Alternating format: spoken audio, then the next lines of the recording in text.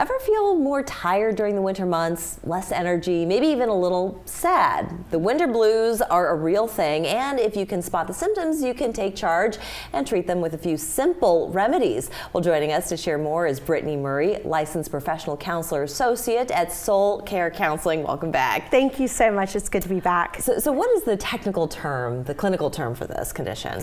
Winter blues, also known as seasonal affective disorder, and which is sad. So it's pretty appropriate for winter blues. It really is. And why do you think we get that way? I mean, it's obvious. The sun goes down earlier. Right. It just signals to me that it's time to go to bed. Absolutely, yes. Well, you know, research is being done and has continued to be done since the 1980s on why seasonal affective disorder, which we'll call SAD because it's easier to say, sure. Occurs. And there's a theory that does have to do with daylight savings time. You know, in the winter months, our days are shorter, and because sunlight is contributing to serotonin and vitamin D levels, less sunlight contributes to less serotonin, which is a neurotransmitter that impacts our mood, as well as vitamin D that's important for that energy in us. And so theory is less sunlight contributes to winter blues. Oh, very interesting. But there's easy ways to combat that. Absolutely. So what should people do?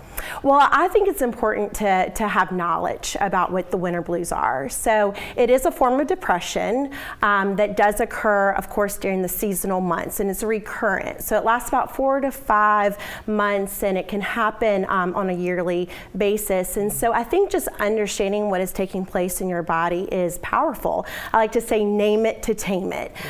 So being able to understand that, okay, right now I'm experiencing seasonal affective disorder, and just understanding what your body is going through is important. And especially in treating SAD, I think self-care is key. Yeah. I think it's important that people understand what is taking place and know some practical ways to be able to address maybe the serotonin and vitamin D deficiency. If I can say, it does tend to sneak up on you. It does. So when you say just recognize the symptoms and just pay attention to your body and how you're feeling, and I think when we're so busy, and then it happens right around the holidays, so we're always thinking outside of ourselves and trying to get things done, and we're in a rush and whatever else.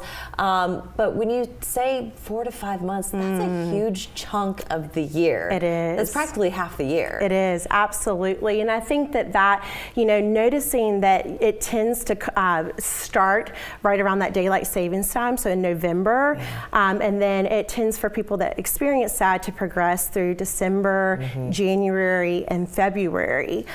So it is a big chunk of the year. And thankfully, there are some ways that you can cope with seasonal affective disorder. As I mentioned, self-care is key. So I think it's really important, especially if there's a association with vitamin D, to make sure that you are eating healthy, nutritious meals. You know, we tend to, when we're feeling bad, want to go back to, you know, the potato chips and the chocolate, the comfort food. But making sure you're eating food with rich in vitamin D, like fatty fish, like salmon.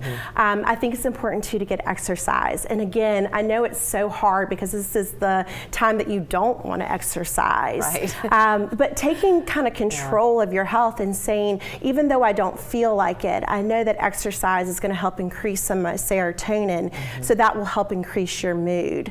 I think it's important to, especially to not withdraw. Some of the symptoms of SAD are withdrawing, you know, of feeling hopeless and sad, of feeling tired most of the day, of maybe sleeping too much or not enough, or eating too much or not enough. And so reach out to friends, reach out to family. Absolutely, absolutely. And this is also where I feel therapy is most beneficial.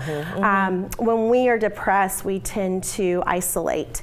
And I think it's very important to make sure that you engage with a therapist that kind of can help you work through some of maybe the ruminating thoughts, the sad thoughts, the negative thoughts that can contribute to depression as well. Anything that we can do before the onset of SAD, just as a preemptive strike?